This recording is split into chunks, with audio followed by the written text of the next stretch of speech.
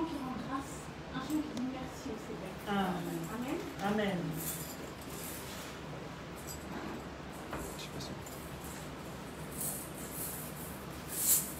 Merci Jésus, merci Jésus, merci Jésus, alléluia.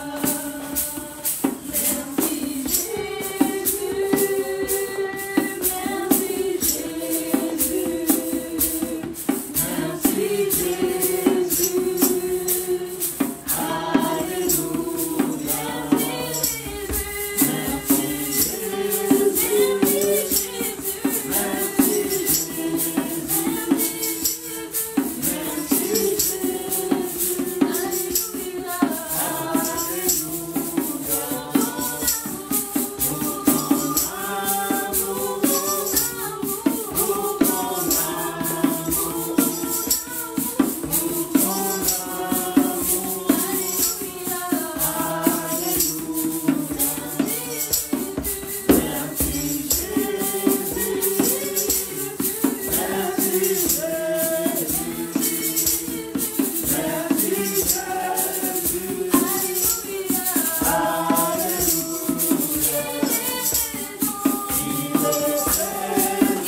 Jésus, alléluia.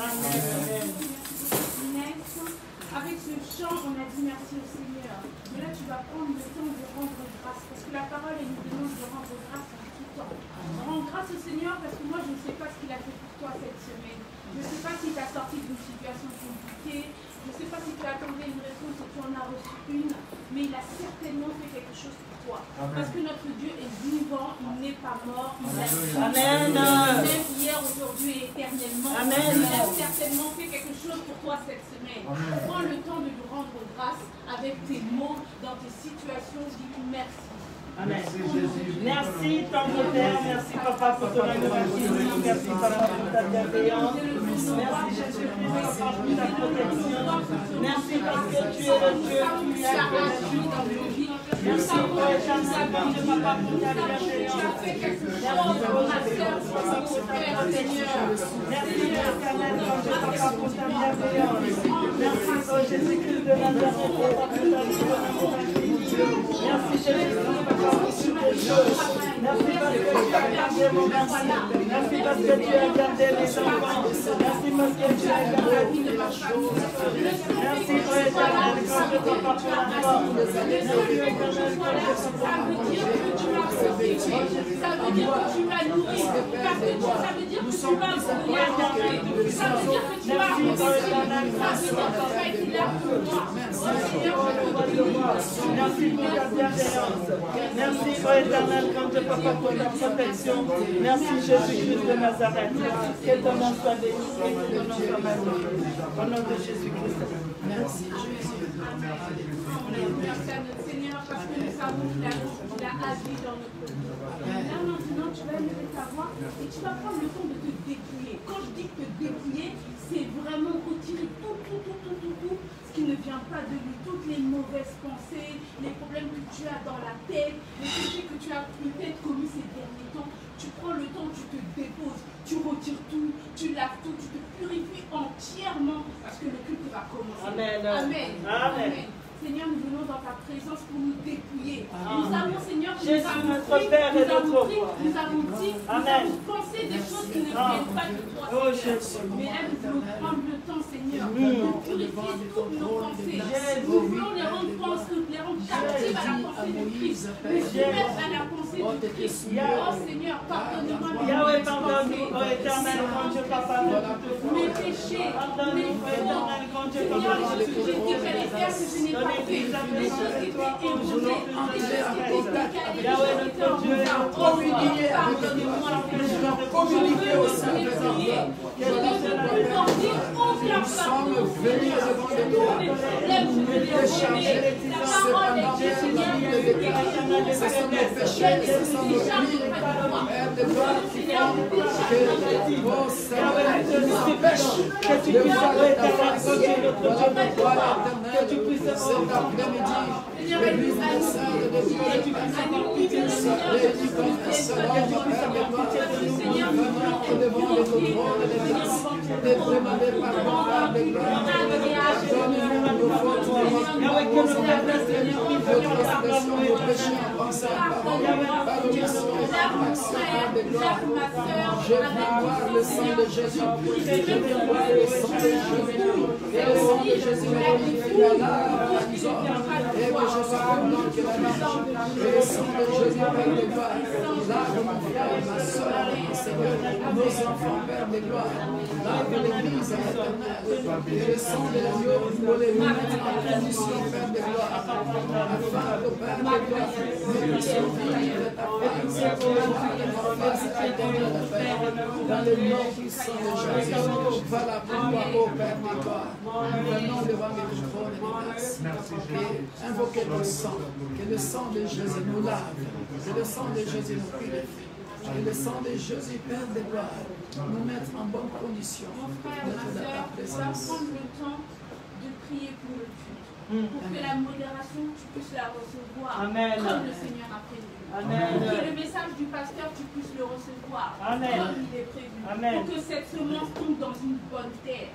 Prends le temps, 2 minutes là, tu pries. Seigneur, je ne suis pas venu ici par hasard. Je ne suis pas là par erreur. Je veux repartir avec ce que tu as prévu. Amen. Amen. Prends le temps pour prier pour le culte, pour la louange, pour la modération, pour le message, et pour ce que tu en retireras au nom du puissant de Jésus. Seigneur, merci Yahweh, ce n'est pas pour rien que tu appelles ton présence bénie.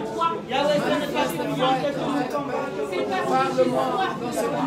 parce que ce culte, Seigneur, je veux en être bénéficiaire. Nous sommes venus dans la présence. Nous ne sommes pas venus dans la présence des noms. Nous recevoir ta parole. Jésus, selon qu'il est écrit, Père de gloire, avant de faire son assemblée, que là, devant de toi. Yahweh, nous disposons les corps à ta présence pour que tu puisses nous écouter, que tu puisses nous parler. Nous ne voulons pas rentrer tel que nous étions. venez à moi, Nous ne voulons pas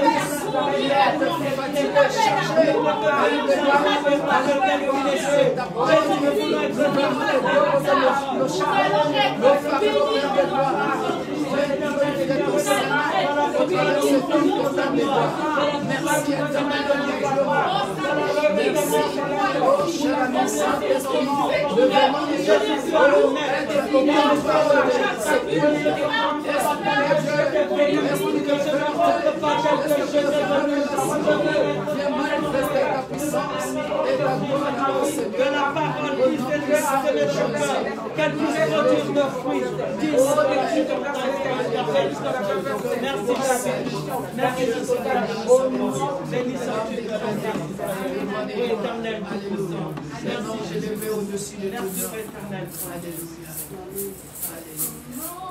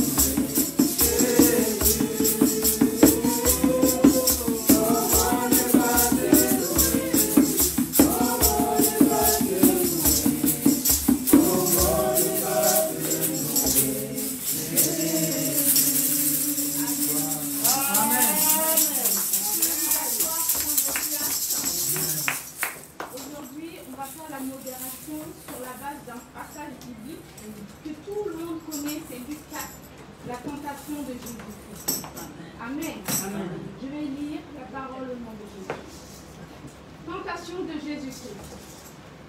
Jésus, rempli du Saint-Esprit, revint du Jourdain et il fut conduit par l'Esprit dans le désert où il fut tenté par le diable pendant 40 jours. Il ne mangea rien durant ces jours-là. Et après qu'ils furent écoulés, il eut faim. Le diable lui dit, « Si tu es le Fils de Dieu, ordonne à cette pierre qu'elle devienne du pain. » Jésus lui répondit, « Il est écrit, l'homme ne vivra pas de pain seulement. » Le diable ayant élevé lui montra en un instant tous les royaumes de la terre et lui dit, « Je te donnerai toute cette puissance et la gloire de ces royaumes, car elle m'a été donnée et je la donne à qui je veux. Si donc tu m'adores, elle sera toute à toi. » Jésus lui répondit, « Il est écrit, tu adoreras le Seigneur ton Dieu et tu le serviras lui seul. » Le diable le conduisit encore à Jérusalem, le plaça sur le haut du temple et lui dit, « Si tu es le Fils de Dieu, jette-toi d'ici en bas, car il est écrit, il donnera des ordres à ses anges, à ton sujet, afin qu'ils te gardent. Ils te porteront sur les mains, de peur que ton pied ne heurte contre une pierre. » Jésus lui répondit, « Il est dit, tu ne tenteras point le Seigneur ton Dieu. » Après l'avoir tenté de toutes ses manières, le diable s'éloigna de lui jusqu'au moment favorable. Amen. Amen. Amen. Cette parole du Seigneur. Tout le monde connaît ce passage biblique. Tout le monde sait que Jésus s'est retrouvé dans le désert, a été tenté par le diable. Et aujourd'hui, la modération, elle va être sur cette base, parce qu'on peut en retirer beaucoup de leçons, sachant que nous sortons d'une période de jeûne également. Amen. Amen. Donc là, dans ce passage, on voit que Jésus, il était rempli du Saint-Esprit. Rempli du Saint-Esprit, on dit, ah, on est tous. C'est pas exactement ça. C'est pas exactement ça. Nous avons tous le Saint-Esprit, oui. Parce que quand on a choisi d'accepter le Seigneur Jésus comme son Seigneur et comme son Sauveur, le Saint-Esprit vient effectivement sur nous. Maintenant, être rempli du Seigneur et rempli du Saint-Esprit, c'est passer à un autre niveau. Je donne un exemple. Si tu as ta voiture, ton véhicule, tu conduis ta vie tranquille, tu rencontres le Seigneur Jésus-Christ, donc le Saint-Esprit vient et devient ton passager. Il est avec toi. Okay. Ça, c'est la base pour tous les chrétiens. Maintenant, il y a beaucoup de personnes qui ont passé 5 ans, 10 ans, 3 ans avec le Saint-Esprit passager de leur vie. Il est là. Je ne dis pas qu'il n'est pas là, il est là.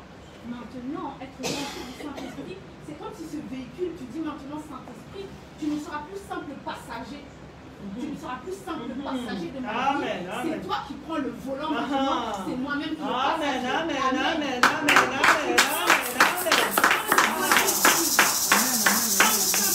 Le volant de ta vie, c'est là où on peut dire que tu es rempli du Saint-Esprit. Ça veut dire, avant de prendre des décisions, tu le consultes. Ça veut dire, il t'enseigne, il glorifie le nom de Jésus-Christ. Ça veut dire, quand il te demande des choses, même sur la parole, ça veut dire que tu obéis. Ça veut dire que tu es enseignable. Ça veut dire que c'est lui qui gère, c'est lui qui contrôle. Avant de faire quelque chose, quand tu sais que ça va l'attrister, tu ne vas pas le faire. Parce que c'est lui maintenant qui a le volant. Et c'est ça que Jésus-Christ avait. Jésus, il était rempli du Saint-Esprit. Ça veut dire que c'était le Saint-Esprit qui conduisait sa vie. Amen. Amen. Ça doit être notre objectif si ce n'est pas le cas ou si c'est à moitié, parce que nous on fait comme ça. Des fois, oui, tu donnes le volant pour un sujet, pour un autre, par contre, tu dis, excuse-moi, c'est ça, c'est moi qui gère. Ça, c'est moi qui gère. Pour les finances, c'est moi qui gère. Non, tu ne vas pas contrôler mon argent, mais dis, les offrandes. Les finances, c'est moi qui gère. La famille, ok, c'est toi qui gères. Donc là, Jésus, lui, c'est pas comme ça qu'il a fait. Il l'a dit. Il a voulu, la parole elle nous dit même que Jésus, il croissait en esprit et en sagesse. Ça veut dire plus il passait, plus il grandissait, plus il passait du temps avec le Saint-Esprit, plus le Saint-Esprit le remplissait. Et à ce passage-là, Luc 4, Jésus était rempli du Saint-Esprit. Et moi, c'est mon ambition pour 2020. Que cette année, surtout après le jeûne là, que ce ne soit pas simplement passager, conducteur, qui est cette alternance, mais que ce soit vraiment le Saint-Esprit qui prenne le contrôle de nous. Amen. Et levons-nous voix et demandons au Saint-Esprit de venir nous remplir. Engageons-nous à être obéissants et à le laisser voler. Dieu très haut, Dieu tout-puissant. Merci, cher Je ne veux pas, je ne veux plus, je ne veux pas, je ne veux plus que tu sois un passager, Père de Pâques dans ma vie.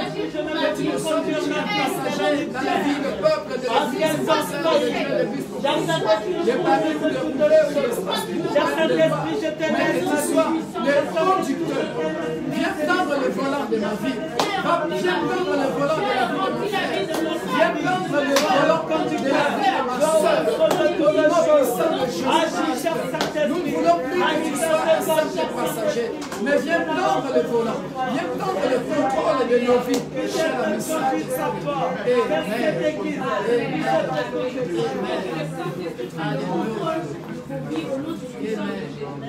Je continue à avancer dans ce passage. Il était rempli du Saint-Esprit, mais pourtant le Saint-Esprit le conduit dans le désert. Ici, je ne parle pas aux gens qui se trouvent dans le désert à cause des décisions qu'ils ont prises ou à cause du péché. Je parle vraiment de le désert qui arrive dans nos vies. C'est une saison où vraiment il y a la sécheresse, c'est-à-dire tu es obéissant, tu pries, tu jeûnes et tout, mais tu ne vois pas le fruit vraiment de ton travail. Tu ne vois pas le fruit vraiment de ton intimité avec le Seigneur. C'est ça le désert. Le désert, c'est la sécheresse. Ça veut dire que rien ne pousse. Rien ne pousse. C'est de ce désert que je parle. Je parle des choses qui étaient faciles pour toi avant. Ça devient compliqué. Là, tu as soif, tu ouvres le robinet, tu bois de l'eau. Dans le désert, même trouver de l'eau, c'est dur. S'il n'y a pas d'oasis à côté, là, c'est compliqué. Donc c'est ça le désert. Tout est difficile pour toi. Le Seigneur, il te parlait avant, tu demandes, Seigneur, est-ce que je peux, Seigneur? Direct, tu avais la réponse. Mais là, c'est comme si tu es seul. Tu es seul. Le désert, c'est aussi la solitude. Vous voyez? Donc je parle de ce désert-là. Et quand tu es dans le désert, tout est compliqué. Tout est sec. Tu ne sais même pas quoi faire. C'est-à-dire quand tu es dans le désert, tu peux regarder comme ça, tout se ressemble, non? On est d'accord que tu ailles à gauche, à droite, même demi-tour, tu ne vois pas la différence. Quand tu es dans le désert, tu es perdu.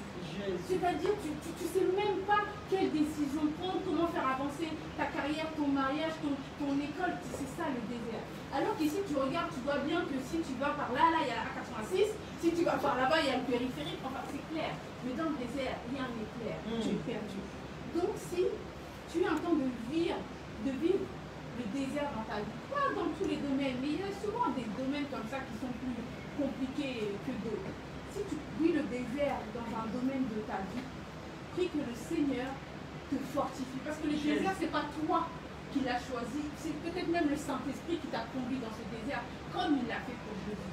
Donc c'est une saison normale qu'on doit traverser. Mais on a besoin que le Seigneur nous fortifie pour traverser ce désert. Et lève ta voix et demande au Seigneur de te fortifier. Le désert ne sera pas annulé, je suis désolée. Mais il faut qu'il te fortifie pour que tu puisses le traverser. Amen.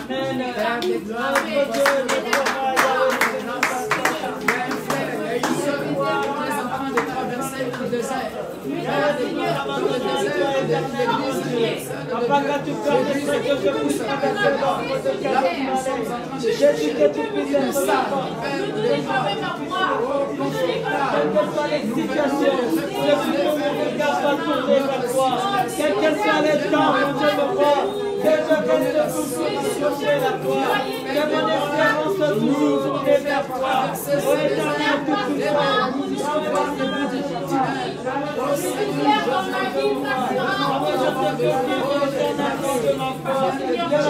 toujours m'attacher à toi. Dans le désert de mon frère, dans le désert de ma soeur, adore une solution, car c'est que tu es Dieu, dans le nom de Jésus. Quel que soit le temps et les circonstances, quel que soit Amen. Toujours dans ce passage de Lucas, on voit que Jésus, il était rempli du Saint-Esprit, il était dans le désert. D'habitude, à chaque fois qu'il va à un endroit, on parle d'une foule. Il y avait une foule là, il y avait ces disciples là. Là, vous voyez, il est tout seul. Il est dans le désert, il est tout seul. Et la seule personne qui vient le visiter, ça va être le diable, on va le voir plus tard. Mais ça veut dire qu'il était tout seul, il n'y avait plus d'amis, il n'y avait plus de foule, il n'y avait plus de suiveurs, il était tout seul. Quand tu es dans le désert, tu te sens abandonné. Tu te sens abandonné. Là, des fois dans Facebook, on voit des images qui disent le silence de Dieu ne veut pas dire son absence. Mais c'est exactement ça. Parce que quand tu es dans le désert, c'est comme si Dieu il est silencieux, il a décidé qu'il ne te parle plus. Là, il fait grave, il ne te parle plus. Et Jésus, il était tout seul. Mais moi, j'ai un message pour toi aujourd'hui, c'est pour te dire que Dieu ne t'a pas abandonné. La parole dans le livre de Josué, Josué 1, verset 5, elle dit, je ne te délaisserai point, je ne t'abandonnerai pas. Amen. Tu n'es pas seul. Peut-être tu n'entends plus la voix, peut-être il n'y a plus de disciples, peut-être il n'y a plus de foule, peut-être il n'y a plus de papa, de maman, mais tu n'es pas seul. En parlant de papa et de maman, dans le livre d'Isaïe, le Seigneur il dit, est-ce que la femme peut oublier l'enfant qu'elle a allaité? Mais même si elle t'oublie, moi je ne t'oublierai pas. Amen. Moi je ne t'abandonnerai pas. Amen. Peut-être que tu te sens seul, mais ce n'est qu'une impression, ce n'est qu'une saison particulière de ta vie qui va prendre fin. Alors je veux que tu élèves ta voix, pour ne pas te décourager. Et foi en Dieu, et foi en sa fidélité. Il est fidèle. C'est pas pour le moment, il se tait parce qu'il veut que tu passes à une autre étape. Pourquoi? Parce que derrière le désert se cache un trésor. Le ministère de Jésus-Christ, il a vraiment commencé après ça. Il n'a pas commencé avant. Mais tous les peuples qui ont des déserts, ils savent très bien qu'ils possèdent une richesse inestimable. Après le désert, il y a l'exaucement. Après le désert, il y a l'exaucement pour toi. Ne t'inquiète pas, sois rassuré. Dieu ne t'a pas délaissé, Dieu ne t'a pas abandonné. Élève ta voix et prie que Dieu vraiment te convainque de son amour, te convainque de sa présence dans ta vie et te convainque de sa fidélité. Il va agir. Élève ta voix. Oh mon Dieu, mon roi, Yahweh.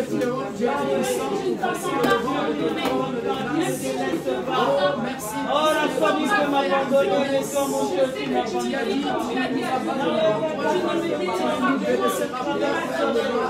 Que mon cœur espère en toi que tu es le Dieu fidèle. Le Dieu qui ne m'abandonne pas, qui ne rejette pas. Merci pour de consolation. Le Dieu qui me fortifie, qui me demande de ne pas craindre. C'est la vérité. Tu ne nous abandonneras pas. Que mon cœur continue à croire, mon Dieu. Que mon cœur tu ne nous abandonneras pas dans le désert. Tu n'avais pas abandonné le peuple d'Israël dans le désert. Vous avez sorti avec des gloires. Oh Jésus, nous verrons la terre promise. Des gloires.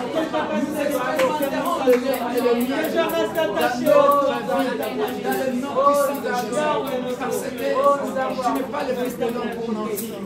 Parce que tu me dis que la vérité, gloire et louange à toi. Amen.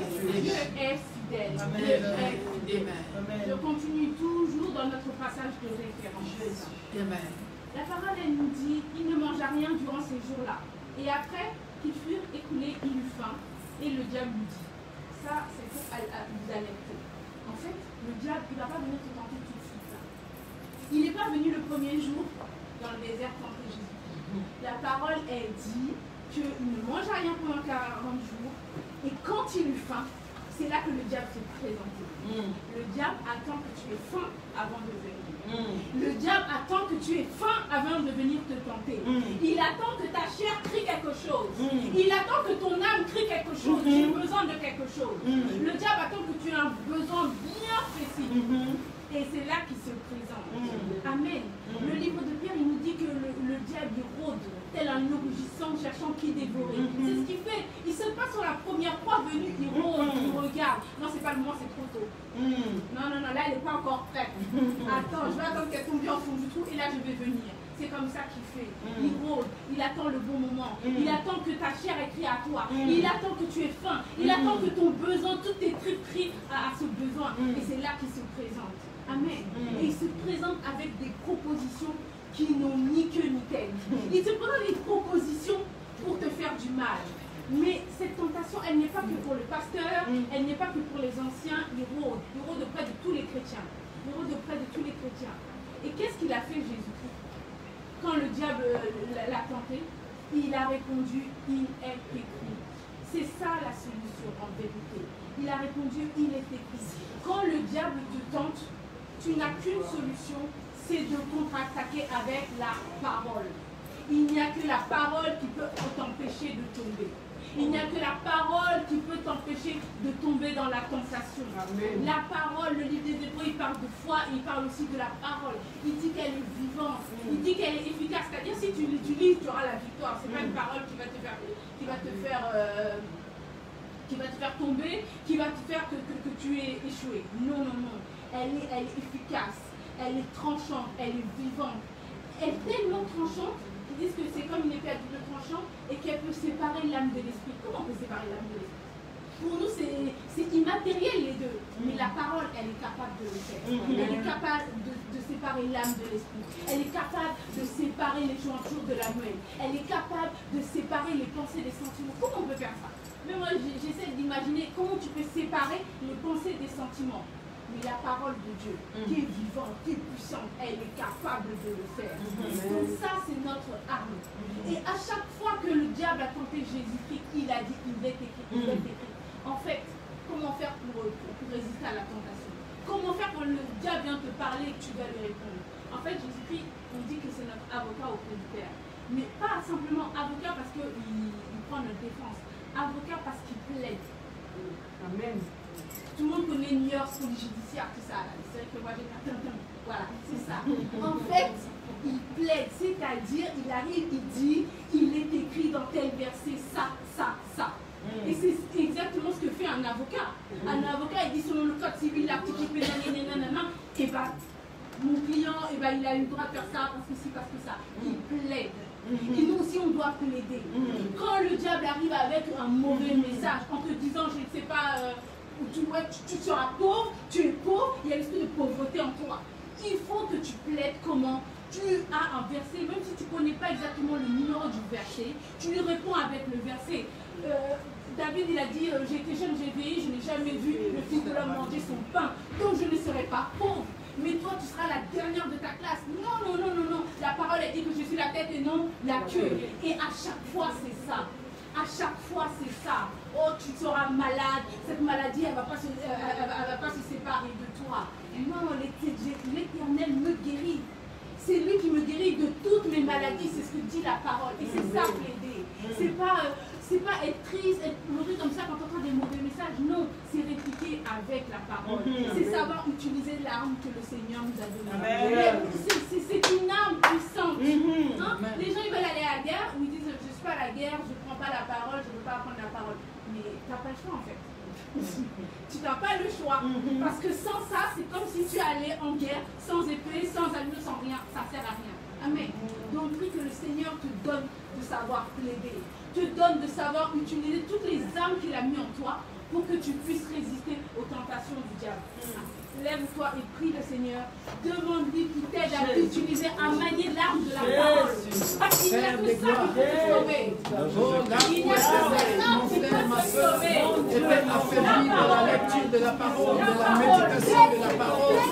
Viens donner, Père des gloires, l'Esprit, Père des gloires, de connaître la parole, de lire la parole, de méditer la parole, afin de prendre les épreuves, qu'ils soient capables, qu'elles soient capables de vivre cette cause, en se défendant par la parole, au nom de Jésus, au Père de Dieu, aide-moi à connaître ta parole, à maîtriser le verset biblique, afin d'éternel mon Dieu, oh mon Dieu, afin de répondre au diable par la parole, dans le nom puissant de Jésus, afin de maîtriser la parole, de répondre par la parole, de savoir plaider tes débats par la parole.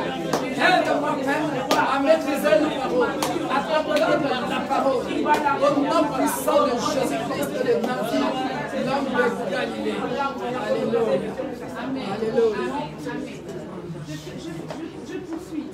Donc le verset 5, il est très intéressant. Luc 4, verset 5.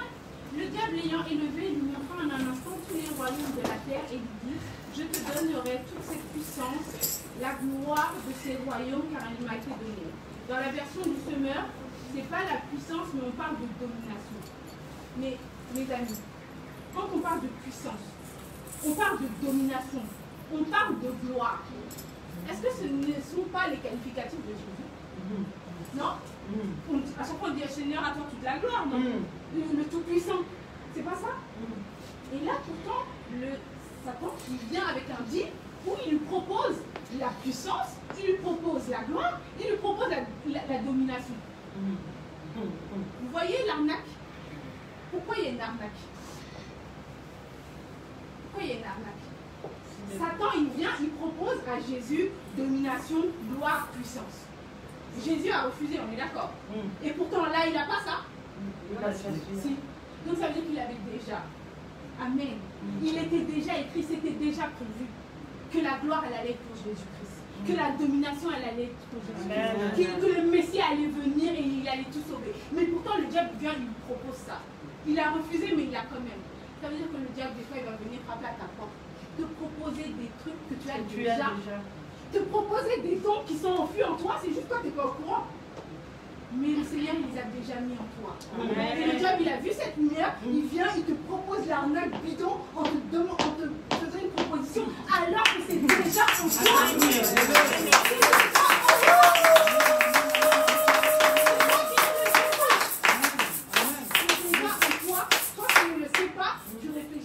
Peut-être que ça va faire du bien, mais en fait c'est déjà en toi. Amen. Donc prie.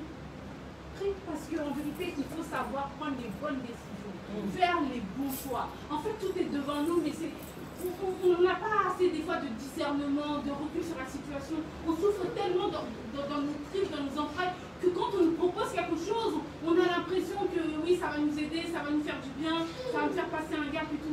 Mais en fait, le Seigneur, il a déjà mis tout en toi. Tu es une pierre précieuse. Les dons, il les a déjà mis en toi tellement il t'aime.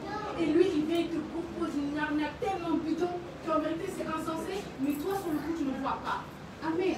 En fait, tout est devant nous. De Deutéronome 30, il dit, j'ai mis devant toi le bien, j'ai mis devant toi la vie, j'ai mis devant toi la mort, le mal, les bénédictions, les malédictions. Choisis la vie. Moi, aujourd'hui, je te demande de choisir la vie. Amen. Et lève ta voix et dis au Seigneur, aide-moi à choisir toujours la vie. Aide-moi à toujours te choisir quand les deals se présenteront. Aide-moi à avoir le bon discernement pour te choisir toi, Seigneur. Et pas choisir les deals qui ne valent rien au nom tout puissant de Jésus. Prie. Jésus, prends les bonnes décisions. Tu n'accepteras plus les arnaques. Tu n'accepteras plus les arnaques du diable. Choisis la vie, choisis les bénédictions, choisis le bien. Je prends toujours la bonne décision. Je choisis la vie et non la mort. Le diable ne tournera pas. Le diable n'aura pas ma soeur. Le nom puissant de Jésus. Le diable n'aura pas mon frère. Le diable n'aura pas ma soeur. Dans le nom puissant de Jésus. Merci Père de gloire. Je vois te louer, éternel Père de gloire. Je sais que tu l'as déjà déposé en moi. Je vois te louer, Père de gloire. C'est que tu l'as déjà déposé en moi.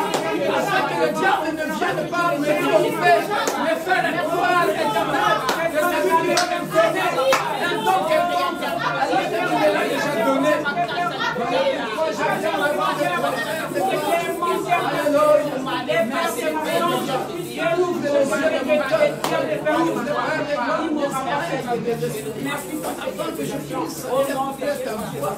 Oh mon Dieu, mon roi. Merci. Alléluia. Alléluia. Amen. Je continue sur la dernière tentation. Et là, dans cette tentation, le diable conduit Jésus à Jérusalem, il le place en haut du temple et il lui dit, jette-toi d'ici. Puisque de toute façon, il est écrit que si tu tombes, et comme le Seigneur il a placé des anges autour de toi, ils vont te rattraper et tu ne vas pas tomber. Donc, il tente Jésus pour que Jésus mette à l'épreuve le Seigneur. Et le diable, pour faire cette tentation, il utilise quoi? Il utilise la même arme que Jésus-Christ, c'est-à-dire, il utilise la parole. C'est le diable qui lui dit, il est écrit, il ordonnera à des anges de te garder tout ça. C'est le diable qui lui dit. Ça veut dire, nous chrétiens qui disons, nous on ne veut pas apprendre la parole, même le diable il connaît la parole. Même le diable il va utiliser la parole pour te confondre. Donc maintenant, on a intérêt de comprendre mieux la parole. Ah oui. Ce n'est pas un choix. Ce n'est pas un choix. On ne te demande pas est-ce que tu dois apprendre la parole ou pas. Tu n'as pas le choix. C'est ta seule arme. Et même le diable connaît bien la parole. Là, il sait bien le psaume 91 pour confondre Jésus. Donc on a intérêt à bien connaître la parole. On a bien intérêt à bien connaître la parole et surtout à regarder l'origine. Parce que là, c'est verset contre verset. Mais le problème dans tout ça, qui a donné ce verset? C'est le diable. Donc fais attention à tes sources. Fais attention à l'origine. Fais attention à ce que tu écoutes. Amen. Parce que les gens, ils utilisent des versets comme ça. Des fois, c'est pour te confondre. Mais ceux qui sont dans le cœur, l'origine, elle est déjà Amen.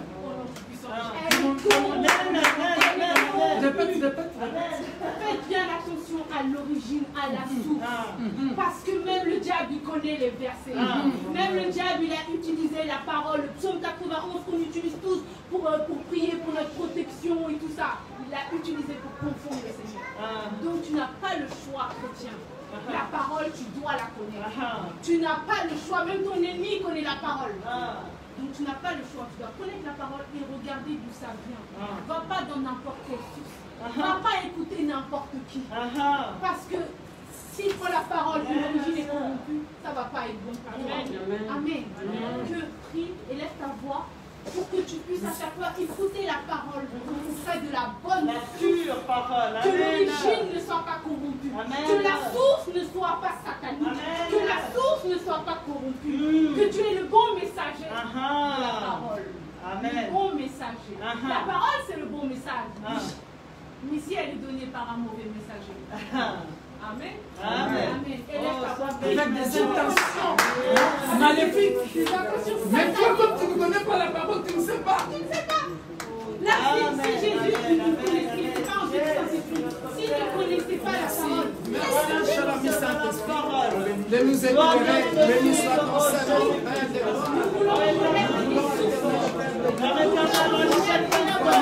Que nous entendrons la parole.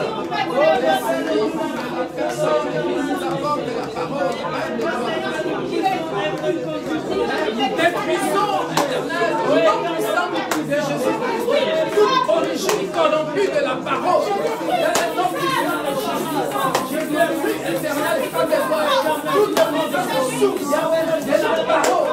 Au nom puissant de Jésus, et au Père de toi, quiconque est éternel, que tu sais, aucun mauvais messager de la parole.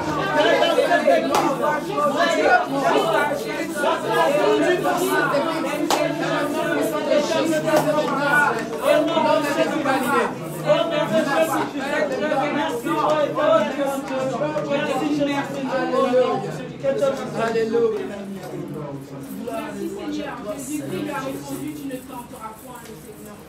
Nous ne devons pas tenter le Seigneur.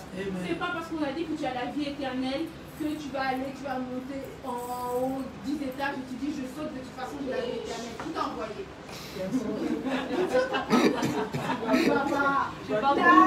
Jésus, on n'a pas envoyé. Le gars il est venu, il a dit non, moi je ne vais pas tenter, on ne t'a pas envoyé. C'est ça, c'est être rempli. En fait, tu prends les bonnes décisions, tu fais les bons choses. Amen. Amen. Amen. Je poursuis. Là, à la fin, on dit, après l'avoir tenté de toutes ces manières, le diable s'éloigna jusqu'au moment. Amen. Il y a deux messages. Il y a deux messages. Le premier message, c'est qu'on voit que le diable a attendu que Jésus eut faim. Et il est venu, il a tenté. Il a tenté de plusieurs manières. Le Seigneur, il a toujours répliqué avec la parole. Jusqu'à un moment, le diable a dit, moi aussi, je vais utiliser ta parole là, il va te mélanger. Mais le Seigneur a résisté. Il a résisté comment? Avec la parole. Il a résisté comment? Parce qu'il a fait exactement ce que dit le verset dans Jacques. Soumettez-vous à Dieu.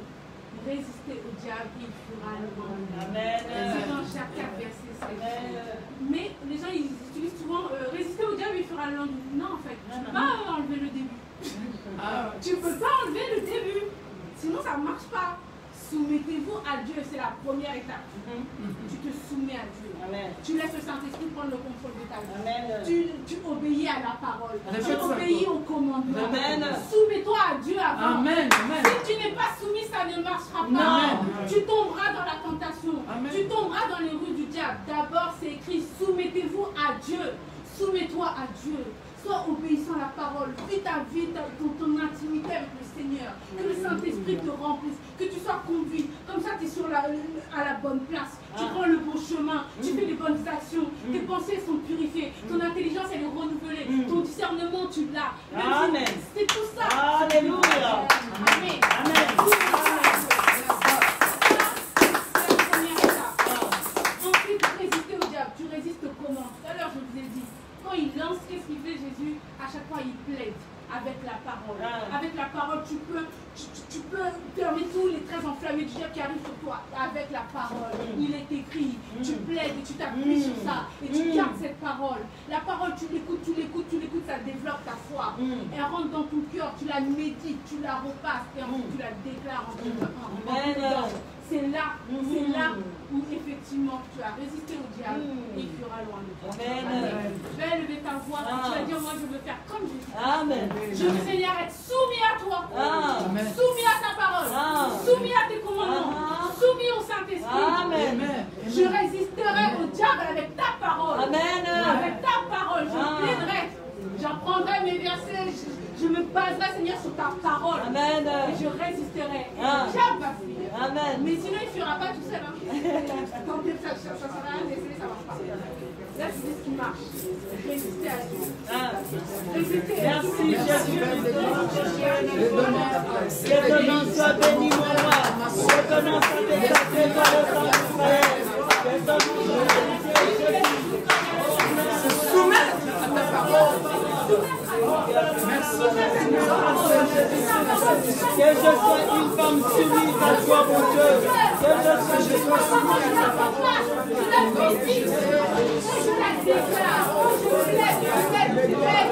C'est à ce moment-là, dans ma vie, que le diable est là pour te bénir.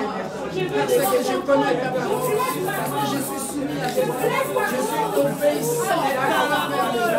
C'est à ce moment-là que le diable fuit là loin de moi. Merci à Dieu de l'amour. Je le glorifie, papa. Dans le nom puissant de Jésus. Amen. Dans cette partie, il y a deux choses importantes. Il y a, oui, effectivement, la stratégie pour pouvoir faire fuir le diable. Et soumettez-vous à Dieu, résistez au diable et il sera loin de vous. Et le dernier verset, il dit, le diable s'éloigna de lui jusqu'au moment favorable. Ça veut dire quoi? Ça veut dire qu'il n'a pas fini. Hein. Ça veut dire qu'il va revenir. Ça veut dire qu'il a essayé, il a échoué, mais il n'est pas désarçonné. Il a dit qu'il va revenir, il va attendre un meilleur moment, un moment propice. Tout à l'heure, je vous ai dit qu'est-ce qu'il attendait. Hein? Il attend tes fins. Voilà. Quand Jésus va avoir un autre besoin, il va encore se pointer. C'est comme ça qu'il fait. Donc ça veut dire que le diable, il persiste. Il n'abandonne pas. Et nous aussi, on doit faire la même chose. C'est pas parce que tu as vaincu une fois, c'est pas parce que tu as traversé ce désert, maintenant c'est bon, tu es dans la ville, qu'il n'y a pas d'autre désert qui va arriver après. Et ça ne veut pas dire que le diable ne va pas revenir te tenter. Amen. Que nous soyons aussi des gens qui sont engagés, on ne se désarçonne pas, on persévère avec Dieu, on persévère dans la soumission avec Dieu, on persévère à résister aux ruses du diable, on persévère dans le royaume de Dieu, parce que ce sont les violents qui sont l'emparent. Ah oui, le royaume de Dieu il est forcé. Si tu es là, tu ne veux pas être violent, non, moi je suis là, non, ça va passer, ça va pas passer, ça passera pas. Ça va pas passer. Oui, ma soeur. Prie que le Seigneur te fortifie, Amen. que tu sois zélé, zélé pour résister, Amen. zélé pour être obéissant, Amen. zélé pour garder la foi, Amen. et pour faire fuir le diable. Amen. Amen. Élève ta voix une dernière fois. Jésus.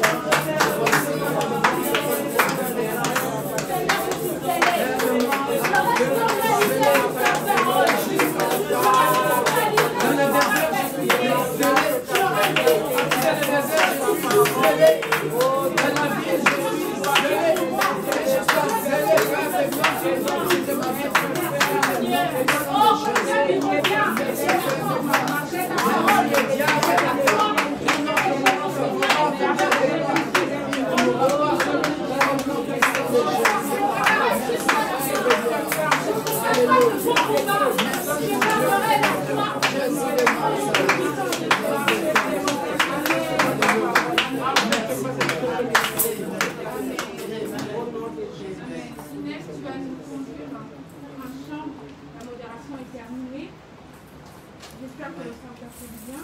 Amen.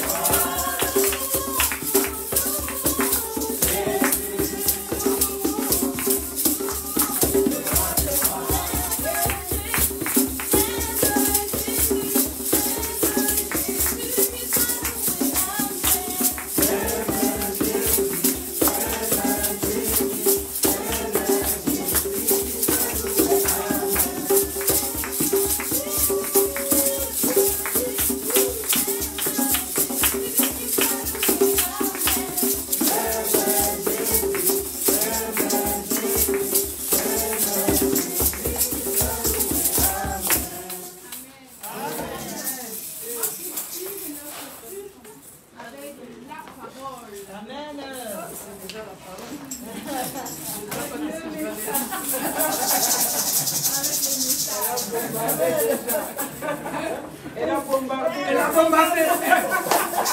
On a bien mangé. On a bien mangé. On a tellement bien mangé. Ah, que Dieu soit loué. Alléluia. J'aimerais que tu pries pour le fait de l'église.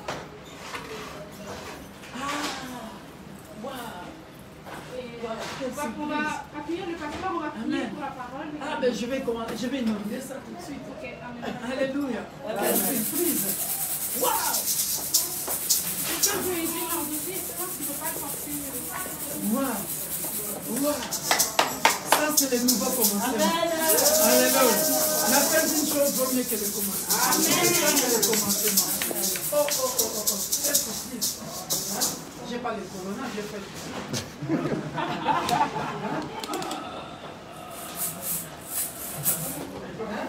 T'as vu la foi, papa Samy? Hein? T'as vu la foi de ton père? Hein? T'as vu la foi de ton père? Hein? Je vais mettre les mains et regarde. À l'heure où je m'y attendais pas. Ça m'a marqué. Gloire au Seigneur. Donc, on devient maintenant comme ligne. Interprète et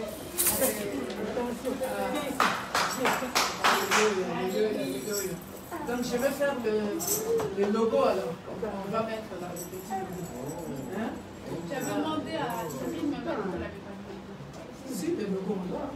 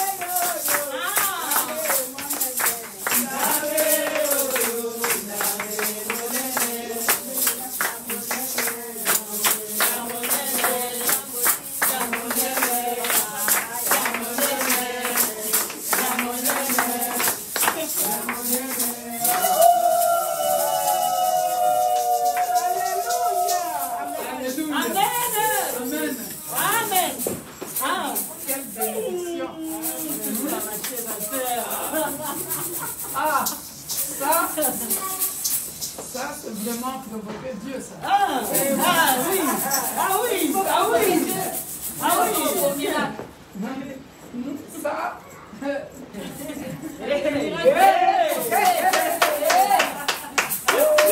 Les choses que moi j'ai dit. Elle a tout bien calculé. Et le message. Et la chair, la totale. C'est comme si, je ne sais pas, c'est comme si on avait dormi ensemble. Je lui ai dit, je vais prêcher sur ça.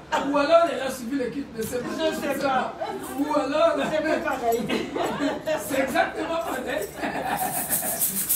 Oh, non, Dieu est grand. Amen. Dieu est grand. Que Dieu te bénisse. Amen. Nous allons prier pour notre soeur. Nous allons prier pour notre soeur. Amen. Alléluia. La Bible dit celui qui bénira Israël sera. Amen. Ça, il s'agit, bien aimé, du peuple d'Israël. Mais comme nous sommes tous les fils et filles d'Abraham, lorsque tu fais quelque chose pour Dieu, on a vu de Salomon bénir Dieu avec de 1000 bœufs. On a vu de Salomon construire le temple pour Dieu. On a vu des gens bénir Dieu d'une manière ou d'une autre. Quand tu bénis Dieu et que tu marches selon la parole de Dieu, les désirs de ton cœur, si tu obéis à Dieu, je précise bien, si tu obéis à Dieu, bien-aimé dans le Seigneur, le Dieu de la Bible, quand il est content, le ciel est ouvert. Quand le ciel est ouvert, Dieu peut te surprendre. Alléluia. Tendons nos mains, prions pour notre sœur, que le Dieu de la Bible la supplème par rapport à ses dons à l'Église. Élevons nos voix et prions.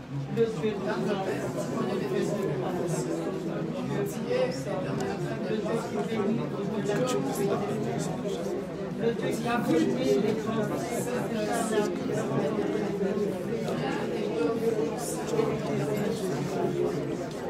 afin que le jour de c'est ça le soir de la témoignage. Il a fait ramonter au plus de et tout ce qu'elle a pour moi, de bénédiction parce que c'est la fille de l'Abraham, au-delà de la terre éternelle, que son étoile s'allume encore davantage. Et donc il y a une multitude de personnes qui sont merci Jésus. Amen. Père, nous sanctifions cette chair fabriquée par les mains des hommes, par le sang de Jésus. Ici coulera ta parole. Ici, Père de gloire, c'est la déverser ce qui viendra du ciel, afin d'atteindre le peuple. Laisse le Père de gloire que cette chair soit sanctifiée par le sang de Jésus, ouverte par le sang puissant de l'agneau. Laisse le Père de gloire tout ce qu'elle a dépensé pour cette chair éternelle, Dieu des armées. Toi qui sais, Père, d'où cela est venu, que tu puisses rendre au centime. Et surtout, Père de gloire, qu'elle soit comblée, dans son cœur, dans le puissant nom et glorieux de notre Sauveur, le Seigneur Jésus-Christ. Nous disons Amen. Amen.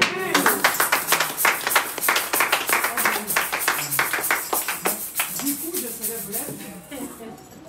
serai bref. Ça, ce sont les choses du Saint-Esprit, les choses que Dieu fait que l'homme ne peut pas comprendre. Quand j'ai parlé avec les généraux de l'Église, ce que Dieu m'avait montré pour cette Église, j'ai parlé à 2 généraux de l'Assemblée et c'est carrément opposé. Alléluia.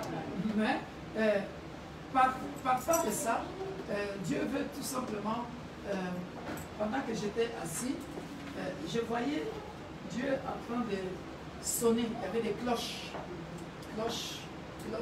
Ça sonnait. Alléluia. Donc ça signifie aussi un nouveau départ. Alléluia. Ça signifie un nouveau départ. C'est-à-dire quand on sonne, c'est un nouveau départ. Vous verrez que par la grâce de Dieu, je ne sais pas. Je ne dis pas que je suis en train de prophétiser, Dieu m'a dit. Non. J'ai dit, je pense que bientôt, quand de belles choses commencent comme ça, on va quitter pour l'excellence. Amen. Parce que ça c'est des choses qui dépassent l'entendement humain. Et pourtant, c'était mon rêve, mais je ne sais pas comment tu es entré dans mes rêves. On a parlé avec mon général et ta mère, et toi, tu nous as KO debout. On ne sait plus quoi faire. Que Dieu soit Amen. Alors, je suis très content de vous les voir après 4 mois. Amen. Après 4 mois, ça me fait Amen. Ça me fait énormément plaisir. Je suis aussi très ravie de rencontrer ma soeur Odélie Poirot. On a évangélisé pendant le... Ça, c'est Maman Nelly Bikouti qui a évangélisé. Amen. Et puis on a, voilà,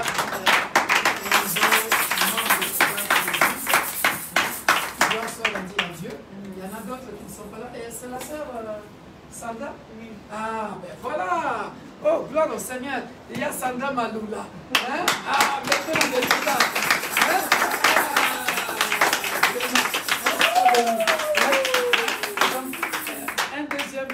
membres de l'Église qu'on a eu pendant le confinement.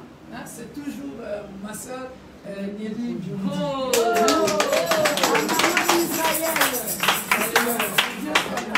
Il y en a encore d'autres qui se sont excusés, qui ne sont pas venus. Donc voilà, soyez à l'aise. C'est la maison de votre Père. Hein? Voilà. Alors, je vais me dépêcher. Donnez-moi seulement 30 minutes pour le verset, c'est que Dieu a mis dans mon cœur. Et après, nous allons repartir chez nous. Et on va prier pour ceux qui ont besoin de la prière. Alléluia. Amen. Alors, en tout cas, elle a tout dit, mais je vais compléter. Hein? La fin d'une chose, mieux vaut la fin d'une chose que le commencement. Alléluia. Amen. Mieux vaut la fin d'une chose que le commencement. Amen. Alors, aujourd'hui, à Lille, j'ai parlé, bien-aimé dans le Seigneur, de comment se comporter avant le jeûne, pendant le jeûne et après le jeûne. Alléluia. Et dans chaque chose, je vais nous donner seulement 3 passages.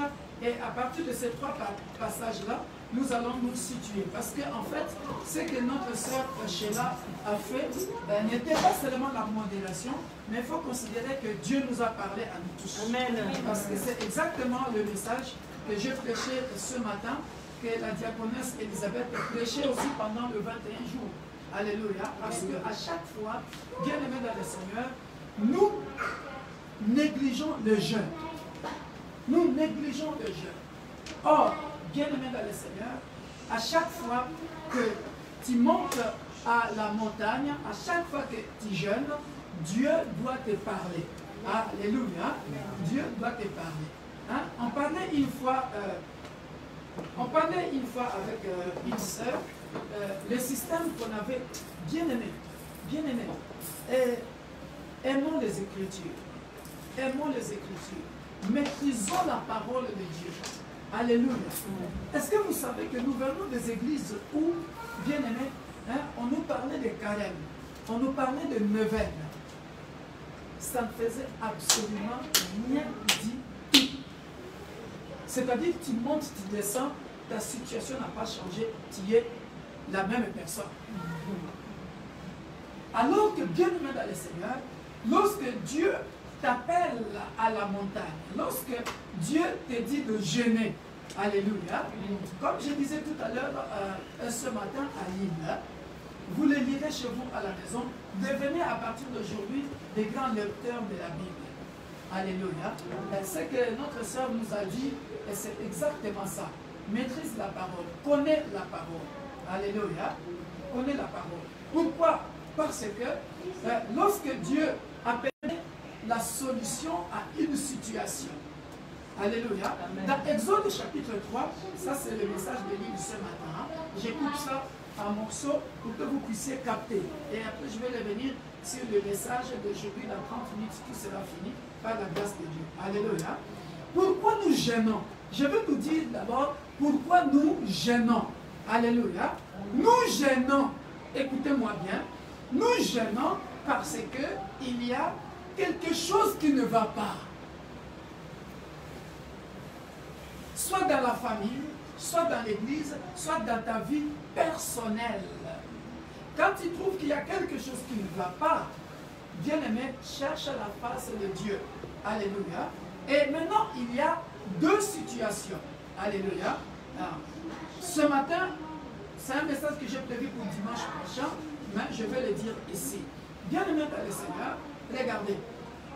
La première situation, pourquoi on dit on doit jeûner, ça c'est Dieu qui te demande de jeûner. Dieu vient se révéler à toi par rapport à une situation qui ne va pas dans ta vie, dans ton pays, dans ta famille. Est-ce que je me fais bien comprendre? C'est-à-dire, lorsque nous lisons Exode chapitre 3, nous voyons que le peuple d'Israël était en Égypte et il souffrait. Alléluia. Et par rapport à cette situation-là, Dieu entend les cris de ce peuple qui gémissait. Alléluia. Dieu entend les cris de ce peuple qui gémissait. Et quand il a entendu les cris de ce peuple qui gémissait, alléluia, c'est à ce moment-là vient se révéler à Moïse. Est-ce que quelqu'un me comprend? Amen. Voilà pourquoi tu dois ne jamais être dans la distraction. C'est-à-dire, il y a un problème. Regarde, je vous ouvre les yeux. Depuis longtemps, dans ta famille, les gens meurent, mort précoce ou prématurée. Des gens qui étudient beaucoup mais ne trouvent pas du travail. La pauvreté dans la famille. Mais ce sont des situations qui ont perduré dans la famille et ça s'est même pérennisé dans le temps et personne dans la famille n'a jamais ouvert les yeux. Or, la Bible dit quoi? La Bible dit, je cherche quelqu'un dans Ézéchiel qui se tiendra à la brèche. C'est-à-dire, à la brèche, c'est-à-dire quoi? Qui intercédera pour la famille, pour l'Église. Est-ce que vous comprenez? Est-ce que vous me comprenez? C'est-à-dire, dans chaque situation anormale, j'ai prêché ça dimanche dernier en disant ceci, dans le bonheur, réjouis-toi. Dans le malheur, pose-toi des questions. Est-ce que quelqu'un me comprend? Maintenant, Dieu va faire quoi? Il va se révéler à Moïse en songe. C'est-à-dire, moi, Pasteur Victor, en tant que visionnaire de l'Église, bien aimé, il y a des jeunes, Dieu me montre. Alléluia. Amen. Suivez le culte de ce matin pour comprendre ça. Parce que normalement, je ne devrais pas commencer par là. Alléluia. Je vous en prie, si vous le voulez. Alléluia. Je vous ai envoyé ça sur YouTube. Voilà. Suivez ça attentivement. Dieu va se révéler à Moïse pour lui dire, j'ai entendu le cri de mon peuple. Donc Moïse, ce n'est pas lui qui choisit de gêner. Ce n'est pas lui qui choisit de gêner. Il va maintenant monter à la montagne, parler avec Dieu pour écouter l'ainsi dit l'Éternel pour le peuple. Alléluia. Et c'est à ce moment-là que Moïse va parler, alléluia, avec Dieu. Or, lorsqu'on faisait le carême bien aimé dans le Seigneur, on montait et on revenait tel qu'on était. Et d'ailleurs, pendant les carêmes même, on était avec les copines. Alléluia. Mais bien aimé dans le Seigneur, lorsque tu jeûnes, c'est un moment d'intimité où, avec ton Dieu, tu es conditionné, tu es discipliné. Est-ce que je me fais bien comprendre? Il y a, je comprends, je me répète plusieurs fois pour que vous puissiez bien comprendre. Il y a une situation d'abord. Écrivez ça. Il y a une situation qui doit te pousser à gêner. Alléluia. Il doit y avoir un objectif, un but. Pourquoi tu gênes? La situation ici pour le peuple d'Israël, il souffrait en Égypte. On est bien d'accord. La situation c'est ça. Moi dans ma famille c'est peut-être la pauvreté. C'est peut-être des gens qui terminent des études mais n'ont pas de travail. Alléluia. C'est une situation. Alléluia. Maintenant, mon objectif où je veux, qui va faire en sorte que je monte à la montagne, chercher la face de Dieu, c'est ça. On est bien d'accord. Maintenant, je suis à la montagne. Je suis dans la présence de Dieu. Alléluia. Bien-aimé de le Seigneur, Dieu, tu ne peux pas gêner sans que Dieu te parle. Alléluia. Deuxième chose, il faut écrire ça. Tu ne peux pas gêner sans que Dieu te parle. Il faut que Dieu te parle. Quand vous lisez Exode 3, quand vous lisez Exode 34, Exode 3, Exode 24, je vais voir ça carrément dans mes notes pour ne pas raconter des bêtises. Donc quand vous lisez Exode 3, vous verrez Dieu en train de parler avec Moïse. Pendant le jeûne, il faut que Dieu te parle. Il faut que tu descendes avec un message. Alléluia. Et dans cette configuration-là, c'est ce que j'avais dit, nous qui prêchons, vous avez vu ce que le Saint-Esprit fait? Elle n'était pas avec moi. Mais le message, sa modération, c'est copier-coller le message que j'ai prêché ce matin et ce que je vais sortir ici.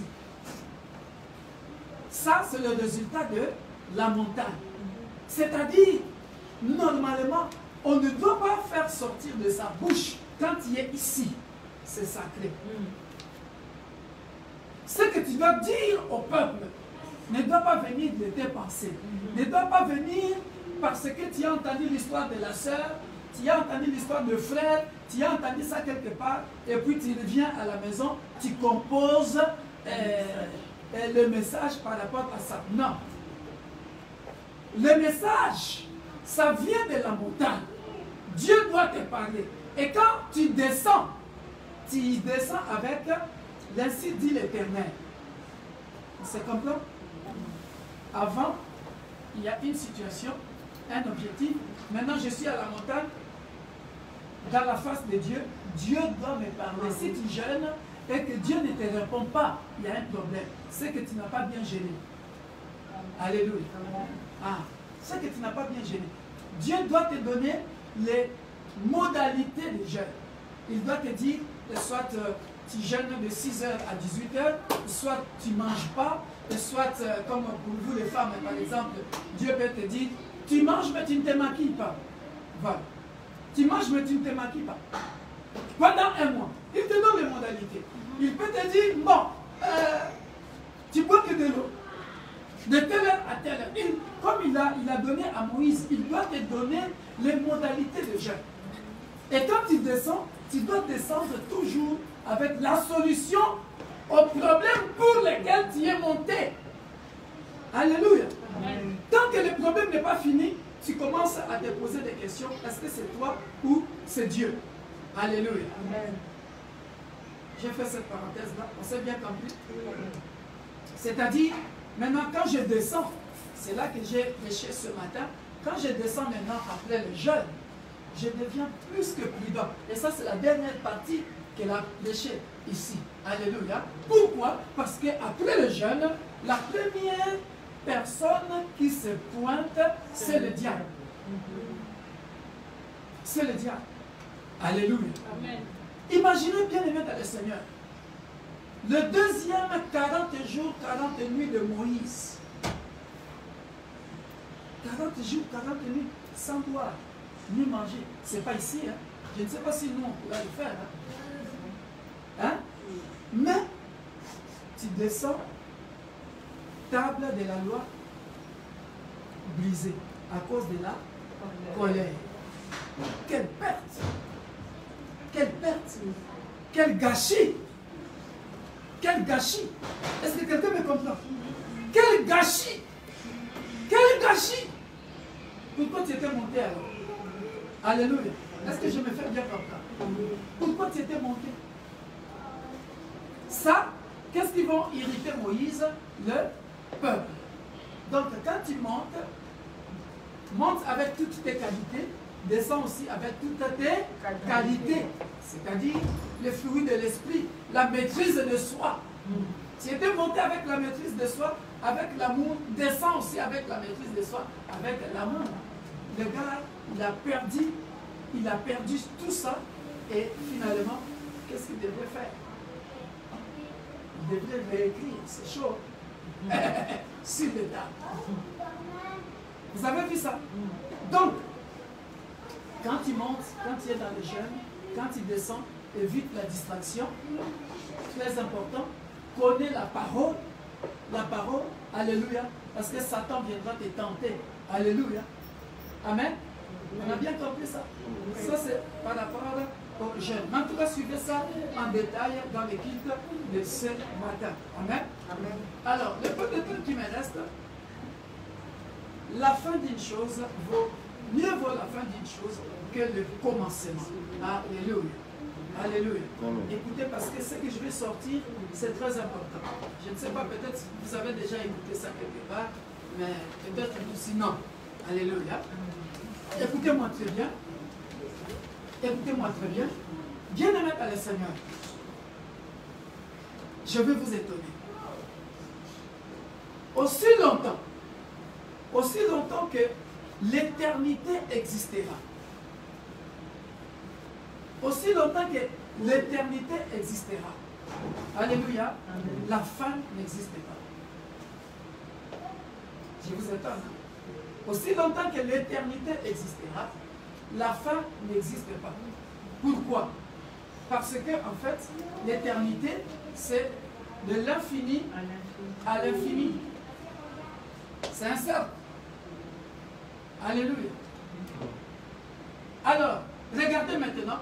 Nous allons comprendre ça dans la Bible. Hein? Nous sommes dans Ecclésiaste chapitre 7. Je vous donne ces 3 passages-là. On va lire ça. Ecclésiaste chapitre 7, 8. Mieux vaut la fin d'une chose que le commencement. Comme ça, au moins, vous savez ça.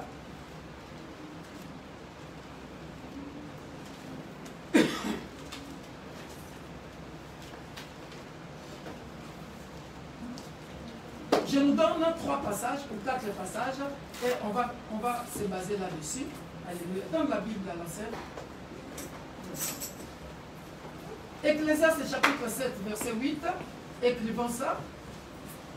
Écrivons Ecclésiaste chapitre 3, verset 15. Ecclésiaste chapitre 7, verset 8. Ecclésiaste chapitre 3, verset 15. Et puis 1 Corinthiens 14, verset 1. Voilà, c'est autour de ces 3 passages que je veux parler. Alors, je donne déjà le premier passage. Hein, lèvons-nous, nous allons honorer la parole de Dieu. On va lire Ecclésiaste.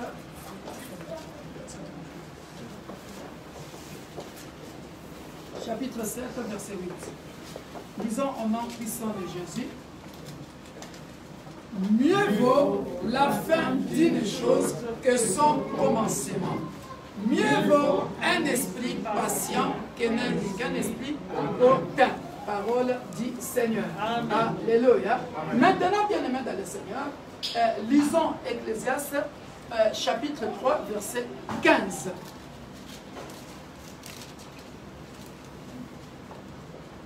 Ecclésiaste chapitre 3, verset 15. On a trouvé Ecclésiaste chapitre 3, verset 15. Vous allez comprendre que la fin d'une chose, quand on pense que la fin d'une chose, en réalité, la fin d'une chose n'existe pas. Regardez, on y va. C'est parti. Ce qui est déjà été et ce qui sera a déjà été. Ah. Et Dieu ramène ce qui est passé. Répétons encore. Ce qui est a déjà été. Et ce qui sera a déjà été. Et Dieu ramène ce qui est passé. Vous avez vu ça? Vous avez vu ça? Les paroles du Seigneur. Amen. Alléluia. Voilà pourquoi la Bible déclare ceci dans le livre d'Ésaïe, dans Ésaïe 46. Dans Ésaïe 46. Ésaïe 46, je pense. Qui connaît ce passage-là qui nous dit je connais la fin d'une chose avant son commencement. C'est 46, hein? Voilà. Nous pouvons nous asseoir. Ésaïe 46. Voilà pourquoi, au regard de ces 2 passages, la Bible dit, dans Ésaïe chapitre 10, chapitre 46, verset 10, la Bible dit quoi? J'annonce, dès le commencement, ce qui doit arriver. Et longtemps d'avance, ce qui n'est pas encore accompli. Vous avez vu ça? C'est tout. Regarde, je recommence encore. J'annonce dès le commencement ce qui doit arriver. C'est-à-dire, moi, avant la fin, hein, je connais le commencement, je connais déjà la fin. Donc, avant que la chose commence, je connais déjà la fin. Et avant la fin, je connais déjà le commencement. C'est ce qu'il est en train de dire. J'annonce dès le commencement ce qui doit arriver. Et longtemps d'avance, ce qui n'est pas encore accompli. Ça, c'est la fin. La deuxième phrase. On a compris ça? Sinon, bien aimé dans le Seigneur, je nous donne un exemple. Hein? Regarde, je nous donne un exemple.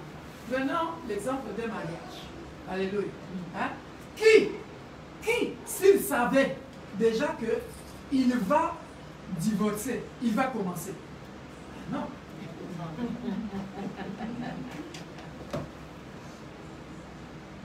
Regarde. Disons ça, bien encore. Hein? Répétons ça. Qui s'il sait qu'il ne gagnera pas ce match-là, par exemple, hein? Il va le jouer. Regarde. J'annonce dès le commencement ce qui doit arriver. Or, ce qui nous arrive souvent dans la vie. Alléluia. Amen. Or, ce qui nous arrive souvent dans la vie, tu ne sais pas tout. Hein? Tu rentres dans une aventure que Dieu lui sait déjà comment ça va terminer. Mais toi, tu ne sais pas. Alléluia. Voilà pourquoi il dit quoi? 1 Corinthiens, chapitre 14. Pourquoi nous devons aimer la révélation? Pour ceux qui négligent la révélation.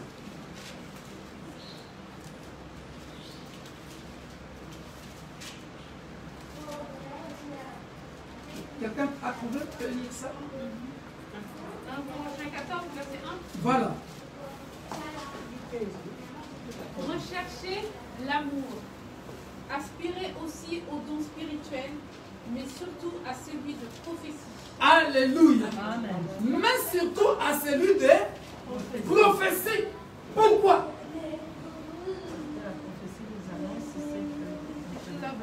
Les choses à venir. Vous avez compris ça? Hein? Je ne vous dis pas d'aller chercher des prophètes n'importe où. Hein? Ceux qui donnent de fausses prophéties et de... Alléluia. Pourquoi? Parce que la Bible dit, mon peuple périt faute de connaissances. Osée 4, 6, hein? C'est ça? Amen. Ou 6, 4, je ne sais plus. Hein? Mon peuple périt faute de connaissances. Ça, c'est le domaine. Beaucoup de gens, beaucoup de pasteurs ont toujours, suivez-moi très bien, beaucoup de gens, hein, le prédicateur de la maison, vous êtes là, hein, apprenez ça, écrivez-moi cette phrase dans vos cahiers pour bien prêcher ça, alléluia. Osée 4, 6, hein, mon peuple périt par manque de connaissances. Ce passage-là, les gens ont toujours pensé à la connaissance dans le sens... Regardez bien, dans le sens de connaître tout simplement la parole de Dieu ou bien aimé dans le Seigneur, de savoir prêcher. Beaucoup de gens se sont focalisés là-dessus. Non! Ça c'est une chose. Mais bien aimé dans le Seigneur, mon peuple périt par manque de connaissances, ça va plus loin, ça va dans la révélation très bien. Ça va dans l'intimité avec Dieu. Merci, tu as compris ça tout de suite. Alléluia. Moi, je t'ai toujours dit que tu es quelqu'un qui comprend vite. Alléluia. Ça va dans l'intimité avec Dieu. Alléluia. Pourquoi? Parce que c'est lui, un homme, même en français on dit, un homme averti avant deux. C'est-à-dire, lorsque je sais que là, il y a un danger, je n'irai pas. Alléluia. Or, quand je suis un homme de prière, une femme de prière, qui est tout le temps connectée avec Dieu, alléluia, je ne serai pas surpris par la situation qui arrivera à mon fils, je ne serai pas surpris par la situation qui arrivera dans ma famille, dans mon église, alléluia. Et en tant que visionnaire, bien-aimé dans le Seigneur, tu es tout le temps comme Habakkuk, tu es tout le temps à la montagne, alléluia. Tu creuses cette intimité avec Dieu. Est-ce que quelqu'un me comprend? Mon peuple périt par manque de connaissances, c'est-à-dire, puisque tu n'es pas connecté, il y a des révélations, il y a des choses qui t'échappent. Est-ce que quelqu'un me comprend?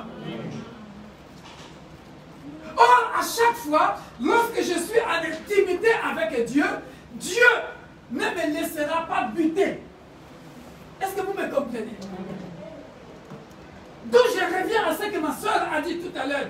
Puisque Jésus-Christ était connecté avec le Saint-Esprit, rempli du Saint-Esprit. Il a laissé le Saint-Esprit n'est plus passager. Voilà pourquoi je te disais que tu as tout prêché. Le Saint-Esprit n'est plus passager. C'est le Saint-Esprit qui prend le bâton de pèlerin. C'est lui qui me conduit. Alléluia. Qu'il parle ou qu'il ne parle pas. Il doit absolument me révéler les plans des ennemis. Et les ennemis ne comprendront pas pourquoi je m'en sortirai. C'est-à-dire, ils ont mis le piège ici. Ils ne savent pas que Dieu m'avait déjà révélé. Ils mettent le piège ici, ils ne savent pas que Dieu m'avait déjà révélé. Alléluia. Pourquoi? Parce que mes oreilles spirituelles sont ouvertes, mes oreilles spirituelles sont ouvertes, mes yeux spirituels sont ouverts. Je suis connecté parce que le Saint-Esprit n'est plus passager. Alléluia. Amen. Le Saint-Esprit n'est plus passager, il prend le bâton, le pèlerin. Est-ce que quelqu'un me comprend? Nous devrions vivre normalement comme ça. Ce qui doit arriver, Dieu doit te le révéler. S'il y a une brebis qui commence à se garer, si l'église commence à chavirer, Dieu doit me révéler. Alléluia. On a compris ça. Donc, maintenant, bien aimé dans le Seigneur, la fin d'une chose mieux vaut la fin d'une chose que le commencement. Alléluia. Là, je viens de démontrer Ésaïe. Alléluia. Dieu connaît la fin d'une chose avant que ça commence. Alléluia. Voilà pourquoi, bien-aimés, nous devons être plus que pieux. Alléluia. Pieux ne veut pas dire prier beaucoup. Attention, hein? J'ai toujours expliqué ça pour ceux qui viennent d'arriver. Pieux signifie, hein, je peux ne pas prier beaucoup. Mais pieux, c'est celui qui fait la volonté de Dieu. Celui qui obéit à Dieu. Alléluia. Alléluia. Hein? Prier beaucoup, it's just like we say in English, to be prayerful. Hein? Donc c'est lui qui prie beaucoup. Alléluia. Est-ce que quelqu'un me comprend? Alléluia. Bon, maintenant, pourquoi je disais que, en fait, il n'y a pas la fin d'une chose. La vraie fin, regarde, il y a 4 fins. C'est compliqué, attends, je vais bien m'expliquer. Il n'y a que 4 fins. Mais pour toutes les situations, c'est pour ça que je disais, tant qu'il y a l'éternité, tant qu'il y a l'éternité, la fin n'existe pas. Parce que Dieu, ce qui a déjà été, et ce qui sera, et il ne fait que le ramener. Donc il fait que le ramener dans le présent. Donc il n'y a pas de fin. Ça, c'est pour nous qui sommes sur la terre. Est-ce que quelqu'un me comprend? C'est-à-dire, maman, si l'histoire d'Abraham et Sarah, hein, c'est dans le passé. Ok? C'est dans le passé. Ok? À l'époque de David, ça continuait. Et à notre époque ici, ça continue. On a des femmes qui cherchent des enfants et des hommes qui cherchent des enfants. Donc ça a été, ça y est. Dans le futur, il y en aura encore. Mais Dieu le ramène pourquoi? Pour qu'on sache qu'il est le Dieu qui met fin à cette situation-là. Donc en réalité, cette situation-là était finie à l'époque d'Abraham, mais il avait donné la solution. Mais cette période ici, cette même situation n'est pas finie.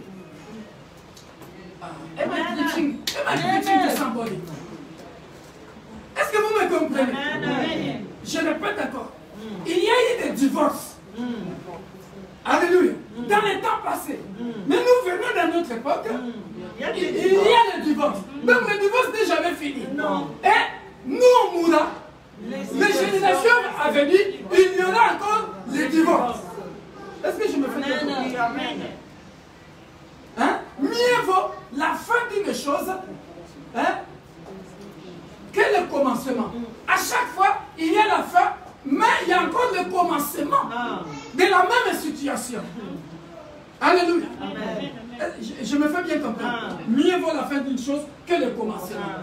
Donc aussi longtemps qu'il y aura l'éternité, toutes nos situations que nous vivons sur terre, ont déjà existé. Ont déjà existé. Il y avait eu une fin, mais la fin là existe encore. La chose existe encore dans le présent et ça existera dans le futur. Et il y aura toujours des fins sporadiques. Est-ce que je me fais bien comprendre? Maintenant, la meilleure fin, si on peut parler de fin, alléluia, si on peut parler de fin, je quitte le monde. Alléluia. Écoutez-moi très bien. C'est là où je veux que vous puissiez comprendre mieux vaut la fin d'une chose que le commencement. Alléluia.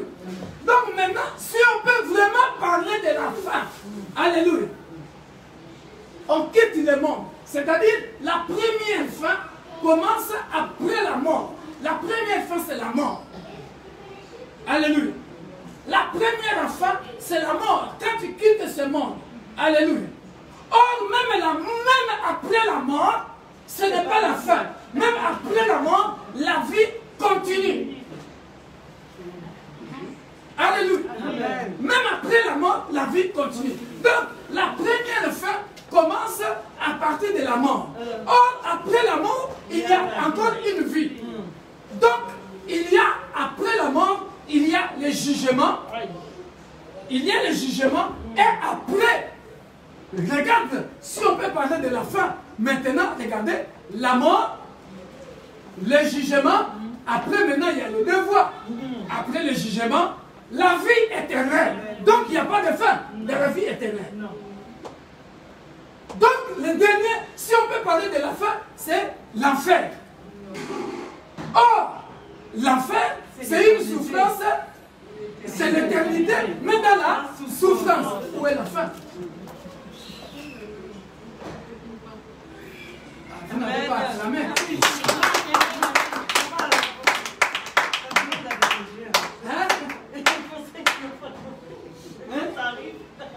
Ah, ma fille, comment ça tombe? Alléluia. Alléluia. Voilà le message que j'avais prévu pour vous. Voilà pourquoi, bien-aimés dans le Seigneur, voilà pourquoi il faut aspirer au don, le meilleur, qui est quoi là? La prophétie, la révélation. Que personne ne te trompe. Je suis un homme de la révélation. Ce n'est pas pour vous influencer. Hein? Mais ceux qui me connaissent, mes enfants dans la maison me connaissent. Quand je vois, ce que je vois, c'est ça qui se fait. Soit dans les songes, soit je prophétise en détail et tu le vois s'accomplir. Alléluia. Amen. C'est une grâce que Dieu nous a faite dans notre église. Amen. Pourquoi? Je vais continuer par là. C'est au travers. Les gens rigolent avec la vie sur terre. La vie sur terre, c'est difficile. Si tu n'aimes pas Dieu, commence aujourd'hui à accepter Jésus-Christ comme ton sauveur et Seigneur. Nous sommes des Bantous. Nous venons de familles très compliquées, avec des ramifications de liens complexes. Donc, si tu n'as pas la révélation, on te mange comme on mange une poule. Là, on vient, on ne coupe pas, on met dans la marmite. Oui. Voilà pourquoi il faut aimer la révélation. Amen. Alléluia. Pourquoi? Parce que quand le Saint-Esprit n'est plus passager, il prend la conduite de ta vie. Il te révèle, il te dit, toi tu vas souvent chez la tante là, on te donne à manger. Toi tu connais bien la tante là. Tu vas souvent chez l'oncle là. Toi, si tu savais, il vient la nuit, il te montre que tu dis,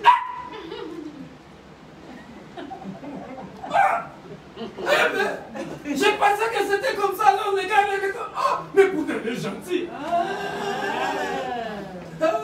Il est gentil, hein? Mais la nuit, il porte une autre casaque. Attention, voilà pourquoi la révélation. Bien aimé, quand les yeux spirituels sont ouverts. Alléluia. Amen. Madame, lui avec ma soeur, on avait une situation dont je mettais, parce que je ne dis pas les choses des gens ici, même avec ma soeur là-bas. Hein? Mais, bien aimé, si tu ne pries pas, maman, qui va te les révéler? Puisque tes yeux là sont fermés. Tu vas comme ça, va. Mais on te bouffe bien, et tes enfants, et toi tu es toujours là à te plaindre. Oh. Mais réveille-toi! Toi qui dors. Merci. Alléluia. Amen. C'est la fin du message. Soyez bénis.